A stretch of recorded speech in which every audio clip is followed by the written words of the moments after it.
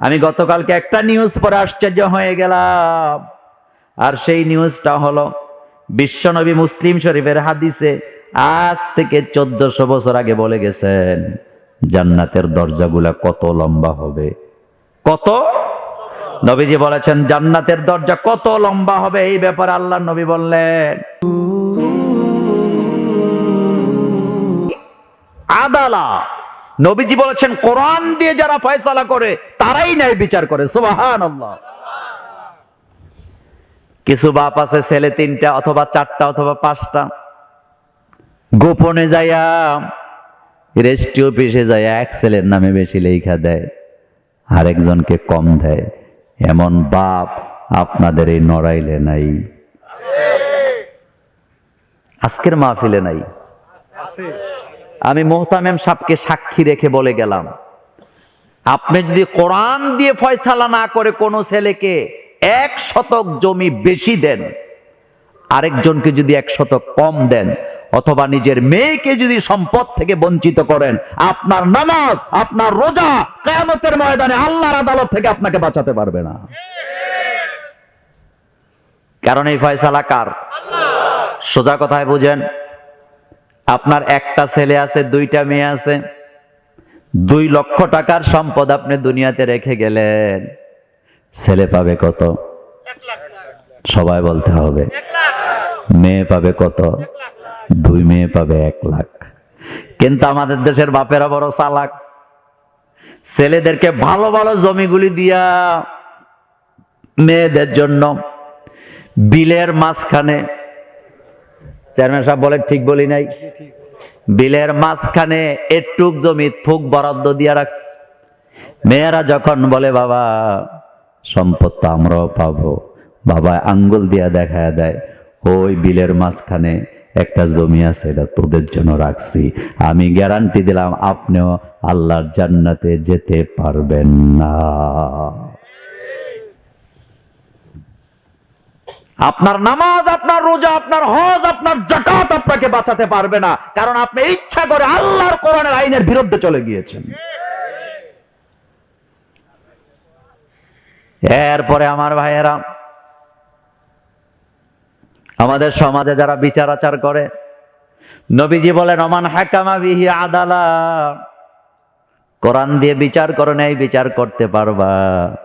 আমাদের বাংলাদেশে যে মেল দরবার হয়, এই মেল দরবারে কোরআন জানেন না একজন সর্দারও খুঁজে পাওয়া যায় না, কিন্তু মেলের মাঝখানে বিড়ির প্যাকেট, পানের প্যাকেট, জর্দার প্যাকেট আর লাল চা আছে না নাই? চেয়ারম্যান সাহেবদের অফিসগুলাকে বলা হয় গ্রাম্য আদালত।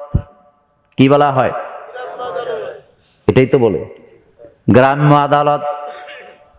কিন্তু আপনি সেখানে যান, আমাদের এই চেয়ারম্যানের ব্যাপারে আমি জানি না, ওনাকে বলছি না, সারা বাংলাদেশের জন্য বলছি, বিচারের নামে অবিচার হয় কি হয় না? কিন্তু আমার চেয়ারম্যান সাহেবরা যদি কোরআন জানতো, কোরআন দিয়ে বিচার করত, কারো প্রতি জুলুম করার কোনো সম্ভাবনা ছিল না। তার কারণ হলো নবীজি বলেছেন ওমান হাকামা বিহি আদালা, কারো চেহারা দেখে, প্রভাবতা দেখে, প্রভাবিত দেখে বিচার করা যাবে না।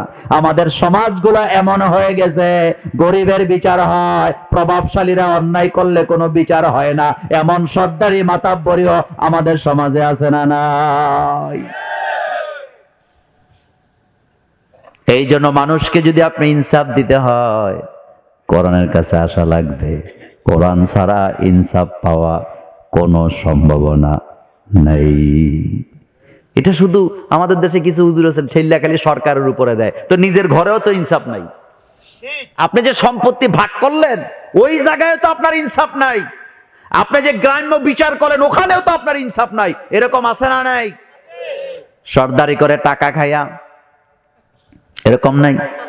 কিছু মানুষ আছে নিজের বউর বিচার করতে পারে না, ছেলে মেয়ের বিচার করে না, কিন্তু অন্যের বিচারের বেলায় আগের কাতারে থাকে, এমন লোক আছে না না? এই জন্য নবীজি বলেন ওমান হাকামা বিহি আদালা, কোরআন দিয়ে যারা বিচার করে তারাই ন্যায় বিচার করে। আমার ভাইয়েরা, আর এই কোরআনে কিন্তু আল্লাহ রাব্বুল আলামিন ছোট্ট কয়েকটা আয়াত দিয়া হজ, যাকাত, নামাজের কথা বলে শেষ করেন নাই। কোরআন এমন এক কিতাব, তিবিয়ানান লিকুল্লি শাই।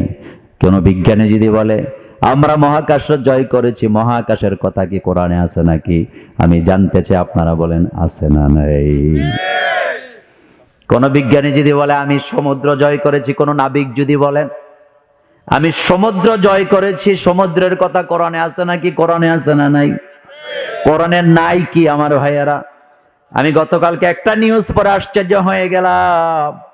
আর সেই নিউজটা হলো বিশ্বনবী মুসলিম শরীফের হাদিসে আজ থেকে 1400 বছর আগে বলে গেছেন জান্নাতের দরজাগুলা কত লম্বা হবে। কত? নবীজি বলেছেন জান্নাতের দরজা কত লম্বা হবে। এই ব্যাপারে আল্লাহর নবী বললেন মক্কা থেকে সিরিয়া, বসরা, এই দুইটা জায়গার দূরত্ব যত, জান্নাতের এক একটা দরজা অত বড়।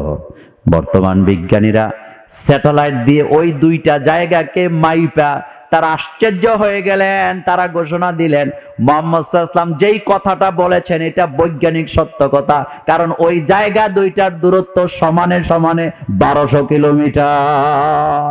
আল্লাহু আকবার।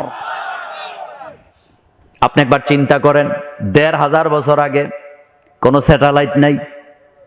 নবীজি কিন্তু আমিন দিয়া মাইপাও বলেন নাই। নবীজি বলেছেন মক্কা থেকে ওই জায়গা, মক্কা থেকে ওই জায়গা, ওই জায়গা থেকে ওই জায়গা, এই ত্রিভুজ যেই জায়গাটা লম্বা আছে এই সমান সমান হলো জান্নাতের দরওয়াজা। আজকের বিজ্ঞান 1500 বছর আগে স্যাটেলাইট দিয়ে মাইফা তারা বলছে মুহাম্মদ সাল্লাল্লাহু আলাইহি ওয়াসাল্লাম কিভাবে বুঝলেন যে দুইটা রাস্তা সমানে সমানে 1200 কিলোমিটার? এটার দ্বারা প্রমাণ হয় তিনি নিজের থেকে কোনো কথা বলেন নাই। মুহাম্মদ সাল্লাল্লাহু আলাইহি ওয়াসাল্লাম যা বলেছে সবগুলা আল্লাহর কথা। কারণ মুহাম্মদ সাল্লাল্লাহু আলাইহি ওয়াসাল্লামের স্যাটেলাইটের প্রয়োজন নাই।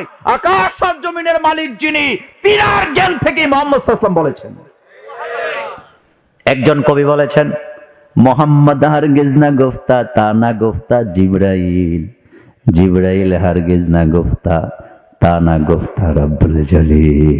এটাই মা ইয়ান্তিকু আনিল হাওয়া ইন হুয়া ইল্লা ওয়াহয়ু ইউহা। সুবহানাল্লাহ।